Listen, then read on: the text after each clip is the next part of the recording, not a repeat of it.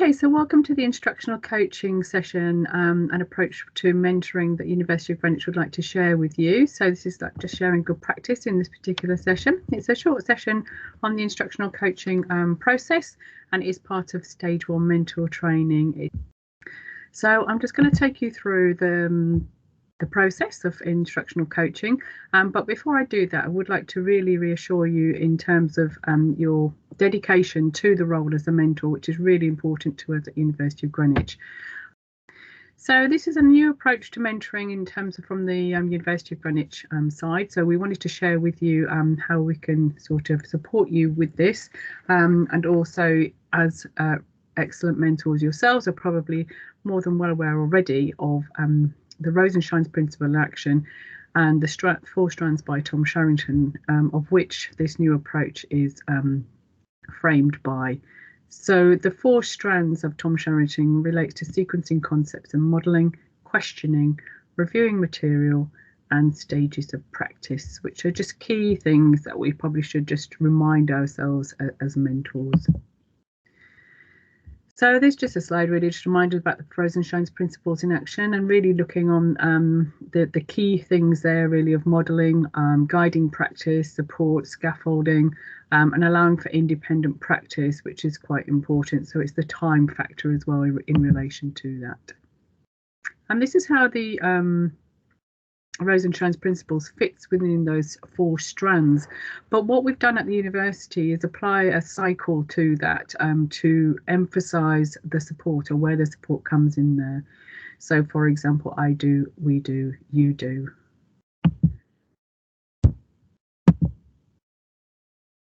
So this session is about observing the differences between mentoring and coaching and considering the fundamental principles of instructional coaching, so that it just gives you an overview. It's a really snapshot session today, really just part of the stage 1 mentor training.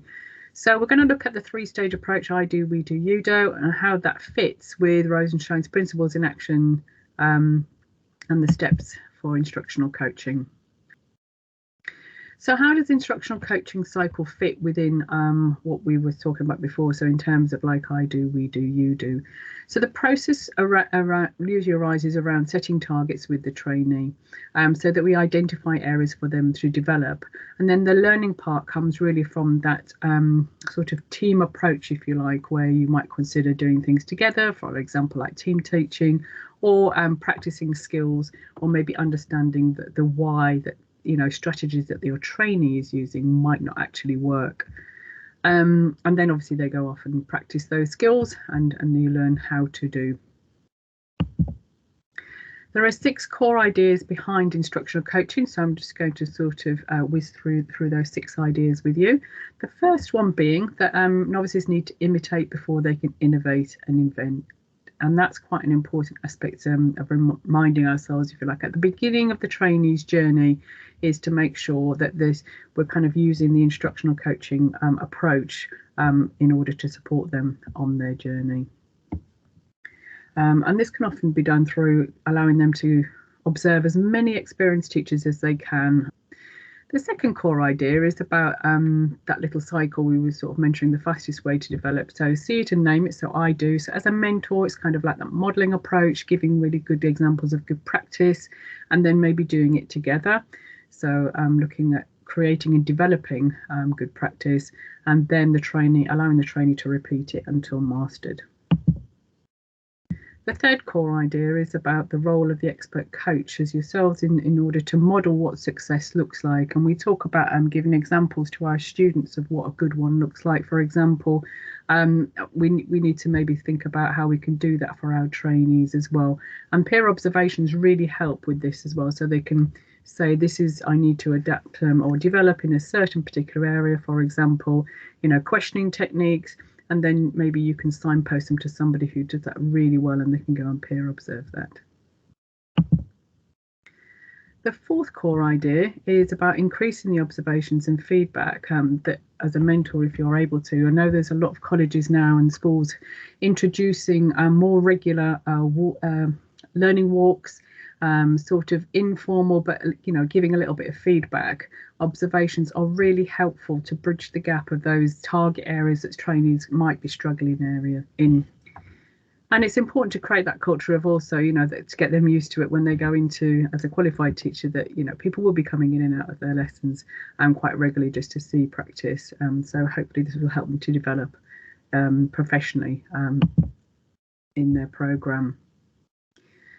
Core ID 5 is remember, this is like a smaller and more precise the action step, the quicker the growth. So be bite size, not book size. So it's really going back to thinking them as our students in terms of like chunking and making sure that they're not getting too much information at once, thinking of like the cognitive load theory behind that and why that's really important. So right at the beginning, they may have a lot of things that they need to develop, but we're going to set them a couple of targets or 2 or 3 targets that's really going to help them rather than everything all at once. We need to prioritize with that, which leads into core idea number 6. It's about practicing what matters. So there might be something that's quite specific that they need to develop that's of high priority, and that obviously would be one of their key targets. But making sure obviously that we're setting targets that are achievable. And they are chunked as well, and sometimes they might help with that, like how, if we give them a target, how are they going to achieve it, and who or what might help them to do that. So in terms of support from others, experienced teachers, or from particular reading or something that they're learning at university as well, just to revisit, maybe re-ask their tutor. So that always helps as well. So the whole aim of instructional coaching is really about this 3-staged approach. I thought it just might be useful just to sort of summarise all of the steps in terms of instructional coaching, referring to identifying targets, improving together, and learning by practicing to become independent learners are really those main key ideas behind instructional coaching. So there is an example scenario here. So if you just want to sort of take time to read that, and then maybe we're going to think about ideas of how you as an experienced mentor would maybe support a trainee, or what would be the key things that you might think about if you saw this particular scenario within the classroom. So this is your trainee early on at the start of their practice, and you observe them doing the following. So the trainee asked the students to complete the starter activity and then work in pairs to peer assess. The instructions for the task were written on the board. The task was not explained verbally. Only 8 students started the task immediately, following instructions from the board. The remainder chatted at tables. After 3 minutes, the teacher started to circulate and explain to each pair in turn what they needed to do. After explaining to 5 pairs, the teacher stopped and the whole class and explained the task to everyone. And then all students began working on the paired task 8 minutes after the end of the starter activity. So what would be a priority there? What might we think might be a priority to start with as a target area for our trainee? Yeah, the really key points there, around starter activities for a start, but checking prior knowledge or learning or understanding is really, really important, and that was obviously key to this particular scenario. But they might need that breaking down again if there are people who might not understand what is written on the board, and even verbally that might need chunking even further or breaking down into smaller steps, and that's really important for that clarity before they can actually carry on with what they need to do. So in terms of the trainee, that's a very similar thing, that emphasising the importance of starter tasks and getting them, ready with that ready to work ethos. Like Denise gave that example of showing them a piece of paper that this is like, come on, we need to get on with some work now. And so they're in the right mindset to move forward.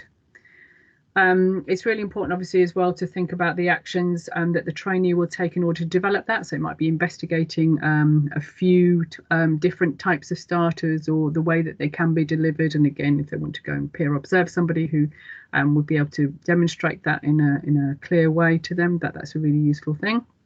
And then part of your mentor meeting will be questioning them that in terms of, you know, what is their understanding so far of starter activities and getting students engaged with activities, and then reviewing things that can help them in support of that, as well as theory behind it. And then, yeah, giving them that opportunity to go and focus on one target at a time, one step at a time, and allowing them to practice for that. Because, as we know, with trainees early on, there are lots of things that they need to develop, and we need to make sure that they're really clear and have that time to practice. So brilliant. So thank you for that example. That was really useful, and it kind of like shows how it links very clearly to the core ideas behind instructional coaching. Just really to sort of recap on terms of feedback and the focus forward, you know, how are they going to improve their practice? You know, sometimes it's just not enough to give them a target or even the actions to go with their target. They may need further instruction. Motivation obviously is a key thing there behind trainee teachers, particularly we're seeing as well these years after lockdown. And we have different trainees, obviously some that might need nurturing or some that might just need that little push in order to get where they need to be.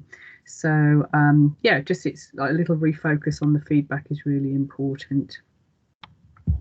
And we are asking as well, I know it's really, really difficult to make sure that, you know, trainees have that time with mentors, whether it's, you know, 30 minutes on a Monday morning or every other week, whenever that is, so they know when that time is, and look forward to it as well and come prepared.